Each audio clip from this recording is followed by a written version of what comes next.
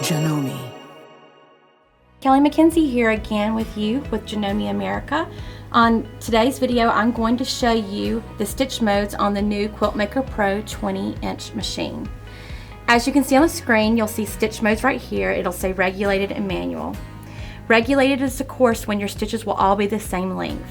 To set your stitches to the length that you want, you will select it right here where it says SPI, stitches per inch. In general, your machine would be anywhere from 10 to 12 stitches per inch on a quilt that you would quilt that's not like micro quilting or something like that. You would simply hit the plus or the minus sign to change that number. When you are in regulated mode, you have two different settings inside that. This one with the little broken dotted lines is your precision mode, and the one with the continuous line with the arrows is your cruise mode. When you are in cruise mode, which it's highlighted blue right now, letting you know that it is in that mode, you then will have this speed percentage set. Right now my machine is set at 4%.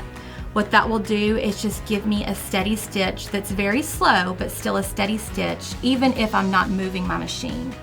If you have a Pro Stitcher attached to your Quilt Maker Pro 20, you always want to have your machine in regulated, cruise mode, and between 4 and 8%.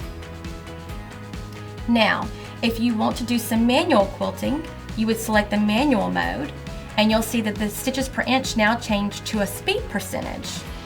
If I set it at 50%, that would mean that my machine would be sewing 1,250 stitches a minute, as the Quilt Maker Pro will sew 2,500 stitches per minute.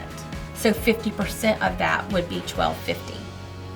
Now, when you go to sew, it'll just be that steady speed, so you would have to control how fast you moved your machine to keep your stitches all the same length.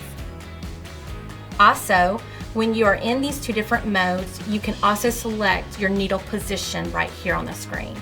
Right now it's selected in the down position, which means each time that I hit the stop button after I begin quilting, it will stop with the needle in the down position. There is one exception to this rule.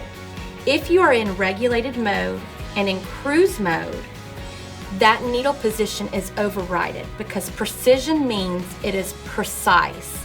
Your needle will stop in whatever position it is in the second you stop moving your machine. You would want to use precision mode mainly when you are doing ruler work.